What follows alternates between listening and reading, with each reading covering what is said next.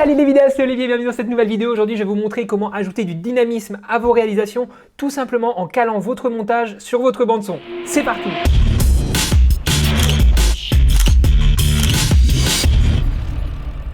Comme vous le savez peut-être déjà, le son est aussi important que l'image lorsqu'on fait une réalisation vidéo.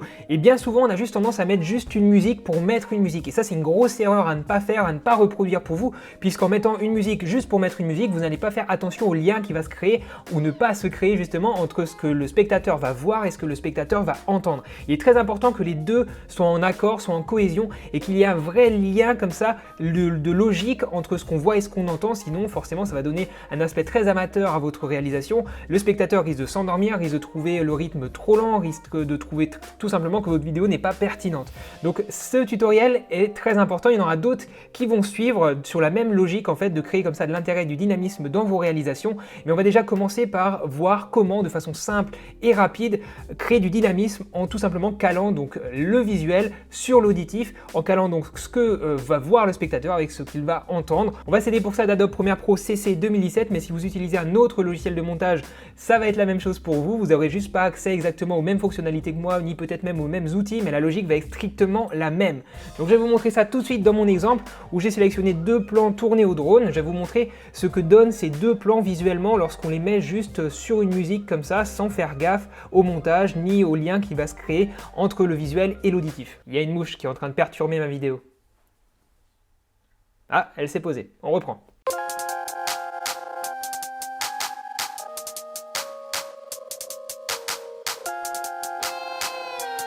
Ok, on va s'arrêter là. Donc vous vous rendez compte tout seul, je pense que c'est très banal. C'est-à-dire qu'on a une musique avec des petits claps comme ça qui reviennent, un rythme qui se crée, un rythme qui se répète, mais visuellement on n'a rien qui est calé là-dessus. Donc on a vraiment des images de drone très lentes pour le coup et un petit peu ennuyeuses à la longue si on n'ajoute pas comme ça du dynamisme.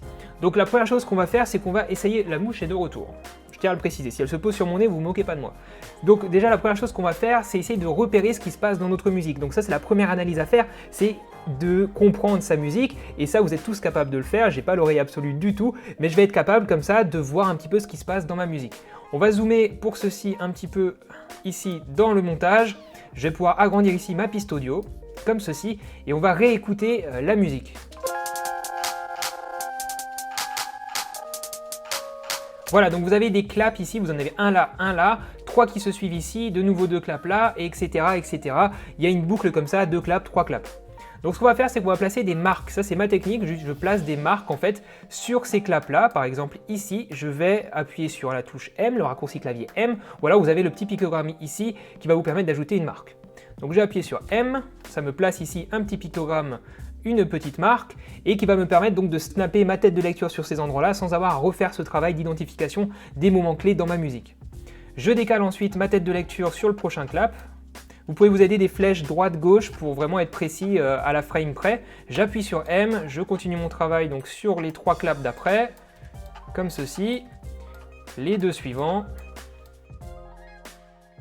Voilà, donc là mon travail d'identification est terminé, je sais ce qui se passe dans ma musique, je pourrais même ajouter des couleurs sur ces marques pour vraiment savoir par exemple quand il se passe quelque chose de très important, un changement de rythme, l'arrivée d'une batterie, l'arrivée d'un autre instrument comme ça, je vais pouvoir changer de couleur au niveau des marques. Donc pour ça vous allez double-cliquer sur votre piste audio, vous avez les marques ici qui apparaissent dans la fenêtre de gauche, vous allez en sélectionner une par exemple, faire clic droit et là vous allez pouvoir modifier la marque, changer de couleur, par exemple la passer en orange, comme ceci. Et donc elle passe en orange dans votre montage ici, ça vous permet donc d'identifier rapidement visuellement là où vous aviez prévu de faire un changement dans votre montage. Maintenant, il ne nous reste plus qu'à réaliser les cuts. Donc pour ça, je vais utiliser l'outil Cutter ici, ou le raccourci clavier C, ça revient au même. Je vais survoler comme ça mon clip et on voit qu'il me propose de réaliser un cut donc, au niveau de ma marque. Donc je vais réaliser un cut ici. Et ensuite, je vais repasser en outil de sélection, je vais placer ma tête de lecture à cet endroit-là et je vais me décaler d'un certain nombre de frames dans le temps pour créer comme ça un décalage dans le temps, une avancée dans le temps au niveau de mon montage pour créer donc ce dynamisme-là. Alors si vous utilisez les flèches de droite et de gauche, vous allez vous décaler d'une frame à chaque fois. Si vous voulez vous décaler de plusieurs frames à la fois, vous restez appuyé sur Maj ou sur Shift en même temps et ça va vous décaler la tête de lecture de 5 frames à chaque fois. Donc ce que je vais faire, c'est que je vais respecter toujours le même écart entre chaque cut afin d'avoir une cohérence et quelque chose de visuellement plutôt logique.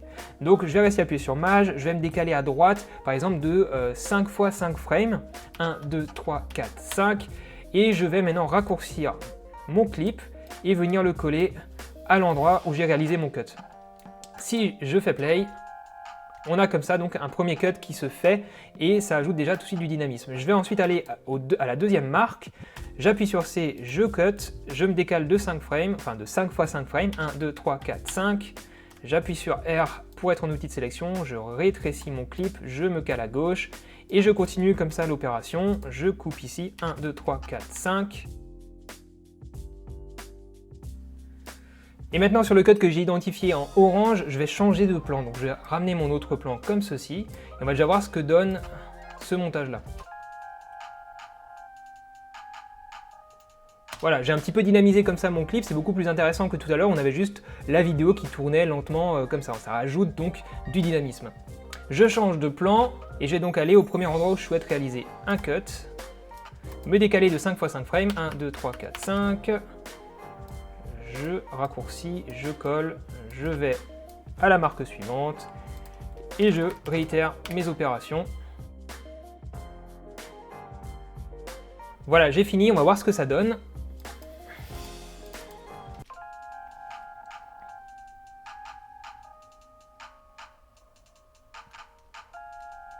Super, donc là j'ai ajouté du dynamisme, c'est beaucoup plus sympa à regarder et vous allez donc scotcher un petit peu plus l'attention de votre spectateur. Alors attention par contre à ne pas l'utiliser avec excès puisque ça peut être très lourd à la longue dans un montage vidéo s'il y en a partout. Donc vraiment il va falloir identifier les moments clés dans votre vidéo pour que ce soit cohérent et que ce soit logique, que ce soit pas trop pesant pour la personne qui va regarder votre vidéo et que ça paraisse vraiment fluide et bien pensé dans le montage. Donc dans cet exemple là c'est un petit peu dans l'excès, il y en a un petit peu de trop à mon goût, mais après la musique s'y prête bien vu qu'il y a beaucoup de clap comme ça. Voilà, donc j'espère que cette petite technique va vous servir au quotidien dans vos réalisations puisque le dynamisme de vos vidéos va vraiment faire que votre spectateur va rester scotché, va regarder votre vidéo jusqu'au bout. Donc c'est très important d'être en raccord encore une fois entre ce que la personne va voir et ce que la personne va entendre. N'oubliez jamais ça, on va voir dans une prochaine vidéo comment rythmer encore plus vos réalisations grâce aux accélérations, aux décélérations, aux ralentis. Voilà, comment jouer sur le temps pour donner encore plus de dynamisme à vos réalisations. Ça vient dans le prochain épisode. Sur ce, n'oubliez pas d'être créatif à chaque fois que vous réalisez une vidéo, à chaque fois que vous la tournez et surtout mettez en application donc ce petit tutoriel